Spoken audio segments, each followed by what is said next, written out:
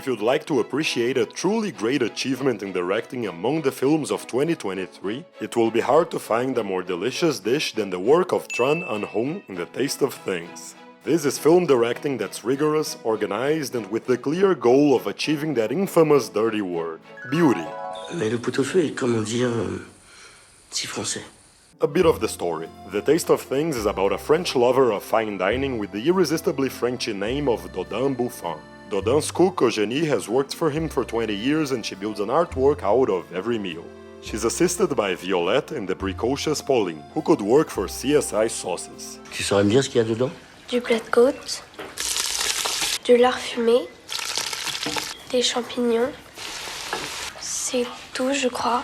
Il y a aussi du paprika, du cognac. Well, forgive the 11-year-old for not knowing the taste of cognac. Ah, the French. Dodin's friends take pleasure in Eugénie's food and in talking about food. Dodin and Eugénie are lovers, though she doesn't wish to tie the knot just yet. Je vous le demande encore, Eugénie. Marions-nous. Combien de fois encore allez-vous me poser cette question? It's a cozy little jewel of a film. Intelligent idle people appreciating food, wine, and each other's company.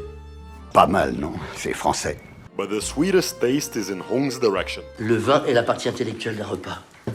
La viande, les légumes en sont la partie matérielle. This direction is sumptuous, sensuous, and vibrant. It's the work of an artist who is deeply fascinated by his characters and directions, who places each prop and player in the proper spot and who uses long takes to highlight harmony and synchronicity. Shout out to cinematographer Jonathan Hickaboo. Now let's go through what makes the direction so wonderful. C'est pourquoi je relève le pari d'émerveiller le prince avec un pot-au-feu de ma composition. Avec votre aide, bien sûr. The movie's camera floats as it finds or follows the actors in their tightly choreographed dance. A favorite movement of the camera is tilting, up and down, to see the actor and the action. The cook and the cooking, the cooking and the cook. The plate and the gourmet and the plate. There's repeated use of triangulation, with the camera wandering from character to action to character. Here we follow Dodin as he brings a plate. We find the plate on the table, look up at Eugénie on the left, further up at Dodin on the right, down as he picks up sauce, leftward to the plate as he pours it, up back at him. As he leaves, we pan past Violette and back to Eugénie. And conveniently enough, there's a table in the background for Violette to place the tray while Eugénie eats. An unassumingly elegant shot. When characters cook, the camera is always in the correct spot. Though it moves a lot, it never needs to move more than the necessary minimum, because it's helped by immaculate staging. Actors and objects are always conveniently located, visual convenience being a criterion of great invisible directing. By following a character, we are always naturally brought to another character. Eugénie uses the oven, with Pauline in the middle ground. We follow Binoche to the right, revealing Dodin in the middle ground. We follow her to the left. Dodin arrives from the right and we now follow him further to the left. He and Eugénie work separately while Violette arrives to pick up a pan. We follow her to the left and close in on her funnel. That's how it goes. Never-ending movement. Of course, the set-piece-like cooking scenes get all the love, but other moments are also worth examining for their spotless staging and camera work. In this scene, Eugénie meets Dodin's friends outside. Ce sera un pot-au-feu. We pan right to find them. She joins the group while a previously off-screen character crosses over from right to left. They talk as the camera arcs to the left. Then the camera decides to arc to the right, and this very solicitous friend in brown crosses to the left for a reason that can only be aesthetic. Two crossings from right to left. Totally unnecessary if you think about it. These guys don't even talk, but they tie the composition together. Such wide shots are ideal for the audience to notice characters' body language. Here, Eugénie is clearly at ease. But in an earlier scene, when the same men compliment her for her cooking, she's visibly nervous. Notice Juliette Binoche's hands. They tell a whole story, desperately searching for something to do. Further back, you can see that Dodin is also fidgeting. That's an extra level of performance that wider angles can get you. Tighter shots have advantages as well. Dodin cooks oysters for Eugénie, and since these are the smallest ingredients in the film, we get the closest shots in the film to see how minute is each action.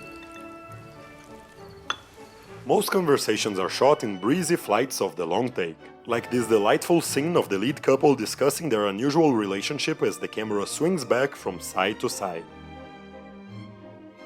But in a later scene, when Dodin reveals how he's worried about Eugénie's poor health, we get a brief exchange of medium close-ups. J'ai cru que j'allais mourir moi-même. And because of their subject, they do make an impact. There's a time for wides and a time for tights. Oh, and in case you're learning something, make sure to like and subscribe. It will help you get more videos like this one. Also consider joining my Patreon. Moving on, watch this impeccable dance around Dodin's dining table. We have an ever-present care for composition, and we always have a character in motion for our eyes to follow. We first follow Dodin. He pours some wine and we start following this guest to the right. This one on the left stands up and stretches himself towards the left foreground. The other one approaches and speaks just when he's most clearly singing. Dieu n'avait fait que l'eau, mais l'homme a fait le vin. We follow him to the right and we reach the door just when Violette walks in. We follow her to this point of the frame. But Dodin soon blocks her and steals our attention. Blocking. Here's another case of an actor covering another one to become our center of attention. Code for short. In the background, Dodin scolds two doctors for not knowing what's Eugénie's sickness. We seem to approach them, but we pan left to find Eugénie listening. She stands up to take a peek right next to the camera. She decides to join the conversation and the camera follows with X-ray vision. While she asserts that she's feeling fine, we pan between these two shots and the trio. Vous conviendrez tous les deux que je vais parfaitement bien.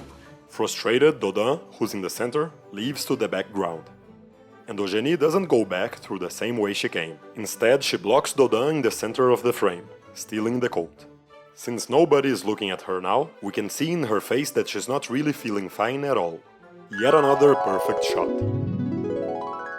Like its character's obsession with perfectly executing the perfect recipe to create the perfect taste, the Taste of Things is obsessed with perfectly blocking its actors for the perfect angle to get the perfect frame. Ils disent que tu es une artiste, c'est vrai? Ils disent n'importe quoi. Ils disent vrai. Through careful positioning and movement of the camera and the characters, Tran Anh Hung creates something sublime. L'accord du rythme du sol grave est ouaté, sourd, pas explosif et très enveloppant. Even more static moments end up looking like realist paintings. This is a film that unapologetically strives to be beautiful. Saint-Augustin disait que le bonheur, c'est de continuer à désirer ce que l'on n'a déjà, mais Happiness is watching a film directed like this.